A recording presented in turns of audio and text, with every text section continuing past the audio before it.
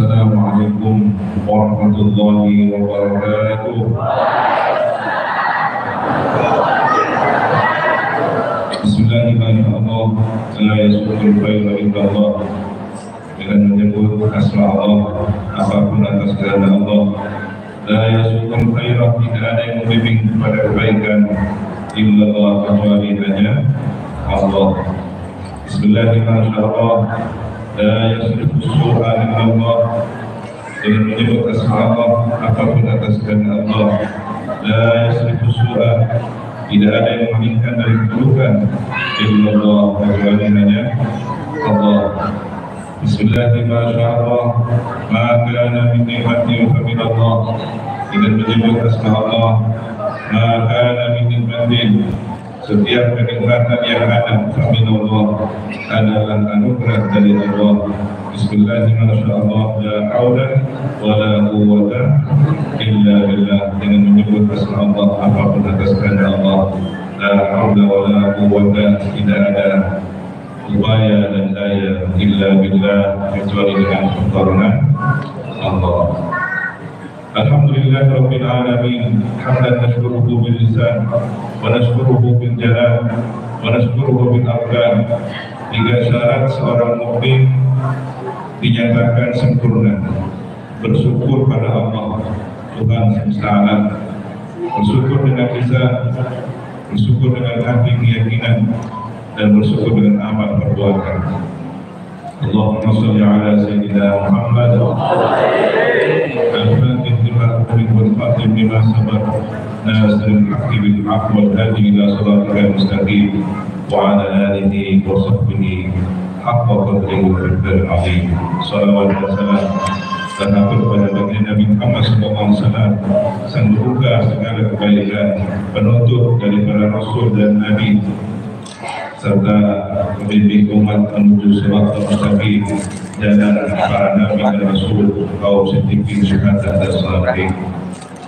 Semoga juga salawat salam diaturkan untuk para sahabat, para keluarga beliau seluruhnya. Amin ya rabbal alamin. Yang kami hormati, kami muliakan para alim, para kiai, tokoh agama, tokoh masyarakat, secara khusus yang kami hormati Kiai Muhammad Salim Hafizahullah Ta'ala, pengurus Majelis Wakil Cabang Nahdlatul Ulama beserta seluruh barang, pengurus takmir Masjid Al-Amin Sukaraja, pengurus Suprayo Ikhlas Penajam Pasir Utara, para pejabat pemerintah, Bapak Camat, Bapak Kapolsek dan Ramil, seluruh pemerintahan desa yang hadir, hadirin hadirat muslimin muslimat, hadirin dan hadirat hafizahullah jami'an. Seluruhnya senantiasa semoga dijaga oleh Allah Subhanahu wa taala. Di tempat yang mulia, dengan niat yang mulia, bersama orang-orang yang mulia, semoga kita dipandang mulia oleh Allah Subhanahu wa taala dan membersamai insan yang mulia kelak di surga Allah bersama para ahli surga yang mulia. Para hadirin, teringat satu pesan dalam bahasa Madura yang disampaikan oleh Akhir Sayyidin Jadwi almarhum Abdullah As'ad. Beliau menyampaikan dengan khas kental bahasa Maduranya, "Orang mutena kaasal, orina tak kira sasa."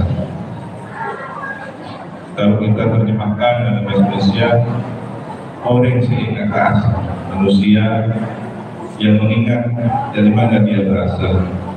Pemina tak terasa, maka kehidupannya tidak akan kacau balau. Jika kita balik, maka orang yang lupa terhadap asal dirinya, maka tentu kehidupannya akan kacau balau. Makna dari pesan beliau sebenarnya tersirat dari ayat suci Al-Quran tentang sifat orang-orang yang sabar, وبشر الصابرين الذين إذا أصابتهم مصيبة قالوا إنا لله وإنا إليه راجعون. Kata orang Jawa, sangkan panik itu mati. Manusia terlahir ke dunia ini sebenarnya sudah membawa pertanyaan, setidaknya 3 pertanyaan besar sebelumnya. Yang pertama, min aina, dari mana saya berasal? Kemudian yang kedua, limana, untuk apa saya hidup di dunia? Dan pertanyaan yang ketiga, ila aina, setelah ini akan menuju kemana? Itu disadari atau tidak, 3 pertanyaan besar dalam kehidupan setiap manusia terlintas dalam hidupnya. Dari manakah kita berasal? Ini yang penting menjadi kesadaran besar.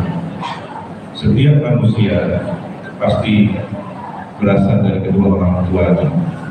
Maka orang yang sadar, anak yang sadar bahwa hidupnya berkat kedua orang tua, dia memiliki rasa terima kasih dengan berbakti kepada kedua orang tuanya. Dia ingin menggunakan seluruh hidupnya untuk membahagiakan kedua orang tua. Inilah orang yang sadar akan asal muasal dirinya. Lebih tinggi dari itu, seorang yang telah mencari ilmu, dia mendapatkan keberkahan ilmu dari gurunya, sehingga setelah pulang ke masyarakat, dia mengenal mana yang halal dan haram, mana yang baik dan buruk, mana yang kemudian menjaga keselamatan dunia dan akhirat ini. Santri, murid yang sadar asal muasal keberkahan hidupnya dari seorang guru, maka dia mendoakan gurunya, mengamalkan ajaran gurunya, dan mendawamkan, melanggarkan zikir, wirid, bacaan-bacaan yang telah diajarkan oleh gurunya. Begitu juga kita sebagai umat baginda Nabi Muhammad yang sadar bahwa kita hidup di zaman ini adalah berkat baginda Nabi Muhammad. Pertanyaannya, mengapa kita tidak terlahir di zaman Nabi Adam, tidak terlahir di zaman Nabi Nuh, Nabi Saleh, Nabi Syuaib, atau siapapun para nabi dan rasul yang terdahulu? Ketika kita ada dalam kehidupan periode zaman Nabi Muhammad, meskipun kita sudah tak lagi menutupi zaman beliau yang menjadi zaman terbaik, khairul quruni qarni, sabda beliau, kurun terbaik adalah kurun.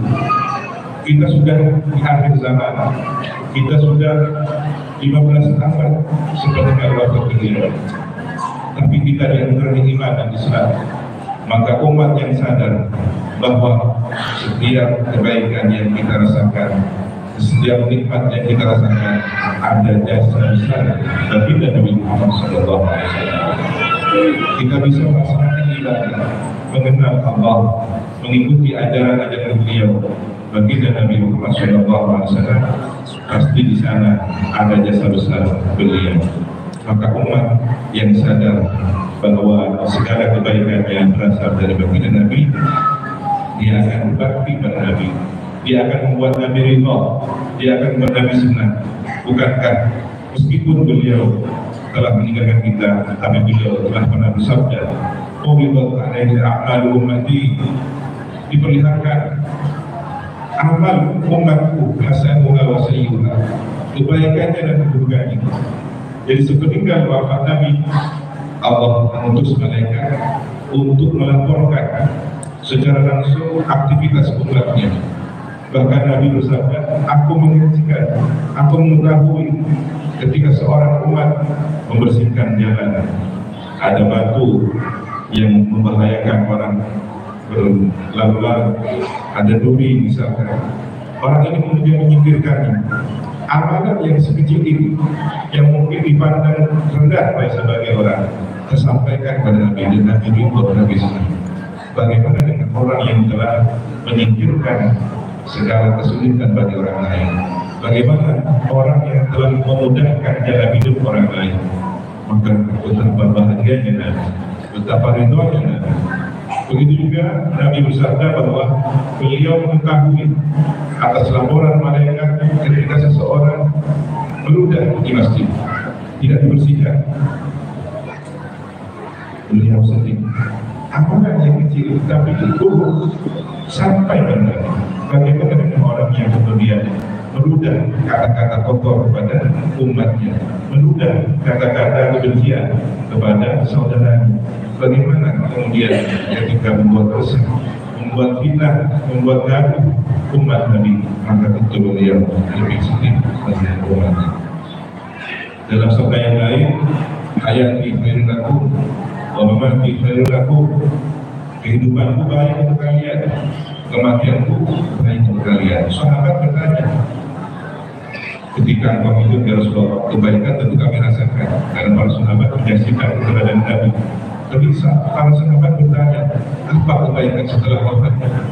Ternyata Nabi bersabda bahwa tuqradu alaihi a'malukum, diperlihatkan pada amal kalian. In ra'aitu khairan, jika aku melihat amal umat baik, hamidullah, aku memuji Allah. Wa in ra'aitu syarran, jika aku melihat amal umat buruk, istaghfartu lakum, aku mohonkan ampun pada untuk kalian. Tidak ada orang yang sesibuk baginda Nabi di alam barzahnya, karena setiap detiknya, setiap menitnya, sepanjang hayat beliau di alam barzah, beliau memperhatikan kita semua. Maka tidak ada orang yang lebih peduli daripada orang tua kita selain baginda Nabi Muhammad SAW. Belum tentu orang tua kita memikirkan masa depan setelah kehidupan dunia ini. Belum tentu orang tua kita memikirkan tentang akhirat kita.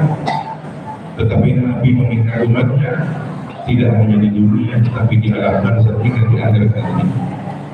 Itulah kemudian kepedulian Nabi yang begitu luar biasa melebihi orang tua kita, diabadikan oleh Al-Quran.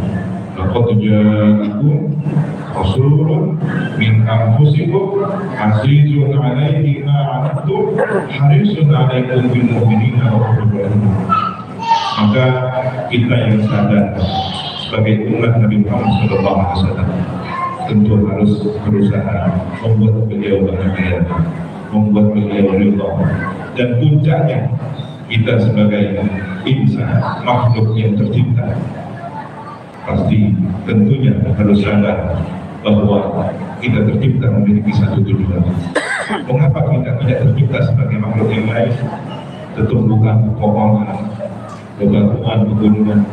Maka kita sebagai manusia dengan akalnya, dengan perasaannya, hatinya, telah ditentukan oleh Allah bahwa jin dan manusia dicipta. Wa ma khalaqtul jinna wal insa illa liya'budun, melainkan hanya untuk beribadah kepada Allah Subhanahu wa taala. Maka ukuran kesuksesan manusia itu bukan seberapa dia kaya, bukan seberapa dia terkenal, bukan seberapa dia kuat. Orang kafir pun banyak yang kuat, Allah berikan fisik yang luar biasa. Orang yang mengingkari adanya Tuhan diberi kekayaan yang melimpah-limpah. Orang yang hidupnya jauh dari agama diberi kesenangan duniawi seluas-luasnya, tetapi satu yang tidak diberikan, kuncinya surga, la ilaha illallah Muhammadur Rasulullah. Dan itu harus ditempuh dengan ibadah. Maka sebagai manusia yang sadar atas tujuan penciptaannya, sudah seharusnya kita beribadah kepada Allah Subhanahu wa taala sepanjang menyaksikan Tuhan. Para hadirin, rasa butuh ini sudah disampaikan oleh Tuhan bahwa kita semua adalah orang-orang yang fakir kepada Allah, butuh sangat kepada Allah. Antum berdoa kepada Allah, maka kita nyatakan diri kita bahwa kita adalah orang yang sangat butuh kepada kasih sayang Allah, rahmat Allah, hidayah dan taufiknya. Kami yang fakir. Sallu ala Nabi Muhammad.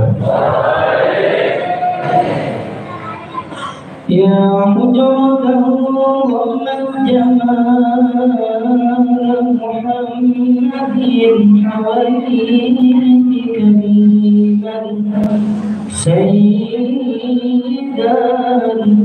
kamilan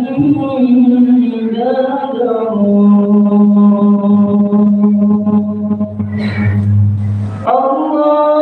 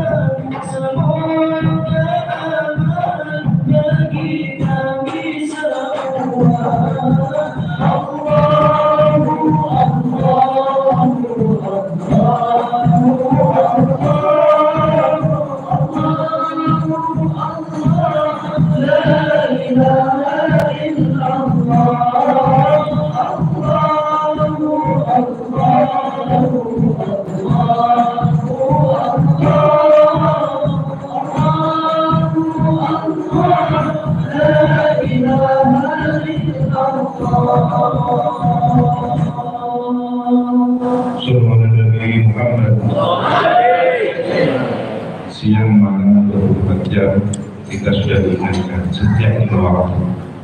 Seusai adzan kita diperkenalkan siapa sebenarnya sosok insan Nabi baginda Nabi Muhammad SAW. Kita berdoa setiap usai adzan. Allahumma rabbana bihi taqwatika wassalatu amin Muhammadan al-wasilah wa fadila wasyarafa wa ba'du fa'udhan dari wa'adhan innaka la tuhdhi. Apakah maqamal mahmud? Tidak ada yang tak kecuali kita akan pada hari kiamat bahwa Nabi dan pemilik maqamal mahmud yang ditunggu-tunggu. Ketika semua manusia beranggapan bahwa manusia tertabakan dengan solusi, maka semua datang kepada Nabi Adam. Wahai Nabi Adam, engkau adalah orang tua kami, ayah kami, manusia pertama. carikan solusi, mintakan kepada Allah. Apa jawabannya? Nafsi, hari ini sendiri-sendiri. Silakan kau datang kepada Nabi yang lain. Maka semua manusia datang kepada Nabi Nuh. Nabi Nuh merasa malu, aku tak baik, aku gagal menyelamatkan anakku sendiri kan anak. Maka diingat sendiri. Semua orang berbondong-bondong Nabi Musa. Jawaban Nabi Musa pun sama, nafsi. Setiap Nabi yang didatangi hampir sama jawabannya dengan sendiri-sendiri. Tak ada daya, tak ada kekuatan untuk mohon pada Allah. Merasa kebingungan atas nasib dirinya sendiri-sendiri. Ketika sampai kepada Nabi Isa pun sama. Tak ada yang sanggup berdiri sendiri-sendiri. Tapi beliau membuka jalan. Hanya satu orang yang bisa. Kata Nabi Isa, beliau adalah baginda Nabi Muhammad SAW. Kenapa Nabi Isa bisa menjawab ini? Karena kelak di akhir menjelang kiamat, Nabi Isa akan diturunkan oleh Allah dan menjadi bagian dari umat baginda Nabi Muhammad SAW. Menjadi Imam Mahdi, menghadapi musuh terbesar umat manusia dan janda masa. Maka beliau sadar dan mengetahui bahwa insan mulia yang hanya satu-satunya berbeda syafaat adalah baginda Nabi Muhammad SAW. Maka semua manusia berbondong-bondong kepada baginda Nabi Muhammad SAW. Itulah saatnya semua sadar bahwa Maqam Mahmud hanya satu orang, Sayyidul Wujud, baginda Nabi Muhammad SAW. Semua pun kita tolong, wahai Nabi, engkau lah satu-satunya harapan. Tolong mengajarkan kepada Allah, mintakan kepada Allah. Nabi pun bersabda, anak saya yang diberi izin untuk meminta syafaat. Iya, saya yang diperkenankan. Maka Nabi pun sujud kepada Allah, memohon kepada Allah sampai ada jawaban. Satu yang ramai, isbah terus, mintalah, kau akan diberi oleh Allah. Minta pertolongan, kau akan diberikan izin untuk memberikan pertolongan. Maka Nabi pun menyampaikan segala hajatnya. Ya Rabbi Tuhan, itu masukkan orang-orang yang istimewa yang tak pernah melakukan kemusyrikan, tak pernah berbuat dosa-dosa besar. Maka Nabi pun diperkenankan oleh Allah, dipilih 70.000 orang masuk surga tanpa proses. Yadkhuluna jannata bighairi hisab.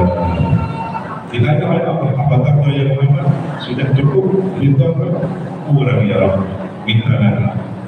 Itu ya Rabb, ahli surga yang tempatnya di bawah, sementara dia ingin bersama keluarganya di surga yang teratas. Susulkanlah ya Rabb.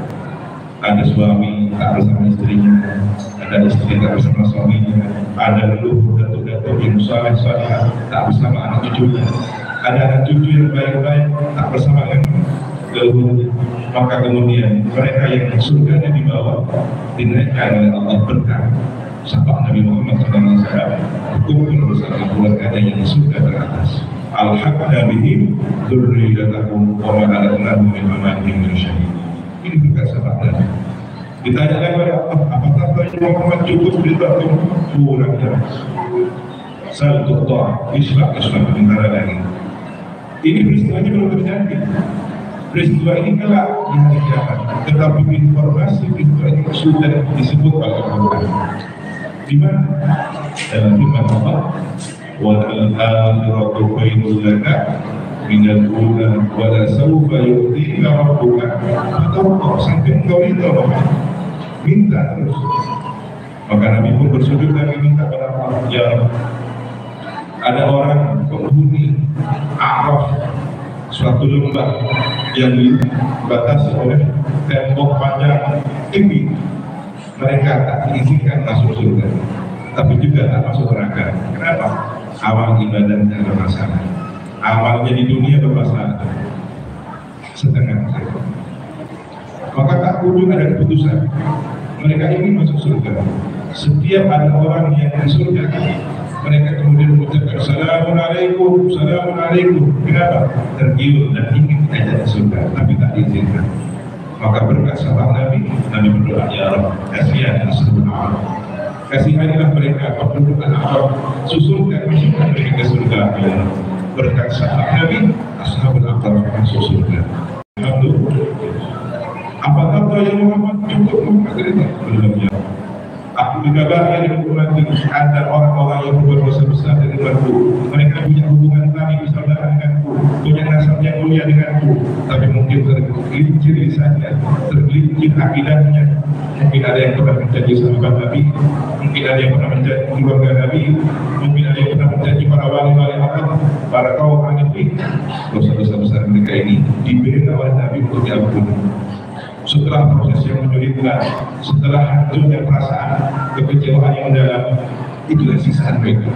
Tidak masuk neraka, tapi mereka merasakan kekecewaan yang mendalam atas perbuatan mereka sendiri. Menyesalinya sedemikian rupa. Bahkan di antara mereka merasa lebih baik disiksa neraka daripada disiksa perasaan sendiri. Malu di hadapan Allah, malu di hadapan pemerintah, malu di hadapan orang-orang yang saleh. Maka pada akhirnya orang-orang yang terus besar ini diampuni oleh Allah berkat syafaat Nabi Muhammad SAW. Tapi telah membuat susah Nabi, membuat sulit Nabi, berbeda dengan mereka yang masuk surga tanpa mewujudkan Nabi. Dalam sabdanya Allah menawarkan kepada Nabi Muhammad, pilihlah apakah umatmu separuh surga, separuhnya di neraka, atau aku berikan kau syafaat. Apa pilihan Nabi? Ya Allah, saya minta syafaat.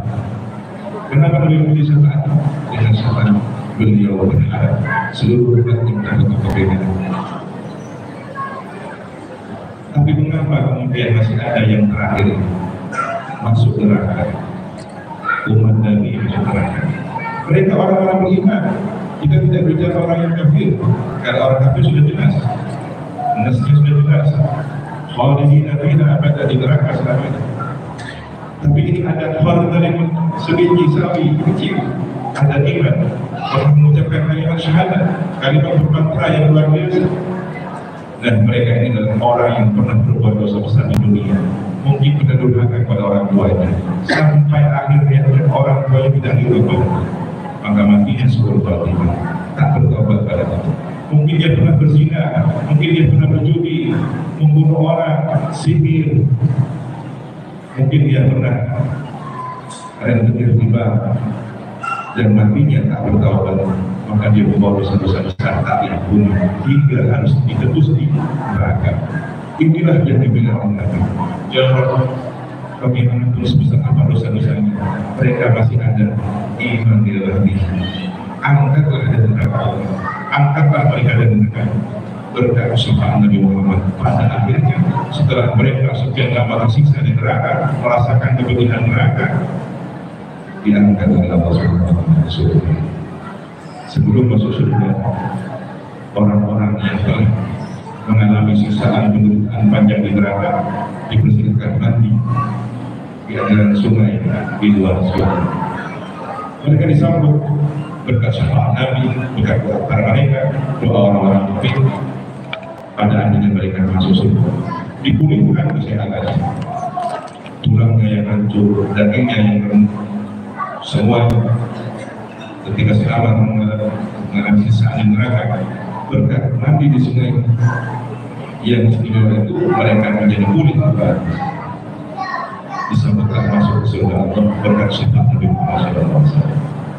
Dalam keterangan disebutkan dalam hadis bahwa di kening mereka tertulis jangan Nabi alumni neraka Nabi.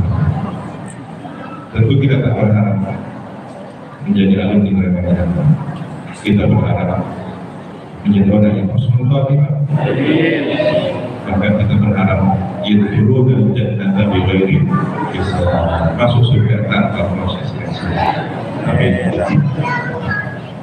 Nabi pun pernah bersabda, ummati ummatun marhumah. Umatku ini umatnya disayang oleh Allah. Punya dosa, anggapnya tidak suka di dunia. Dia pernah membuat dosa, dibuat susah hidupnya, dibuat susah hidupnya. Dari ekonomi sulit, bertetangga ada masalah, di keluarga ada masalah. Maka setiap ujian yang lebih banyak menebus kesalahan dosa-dosa.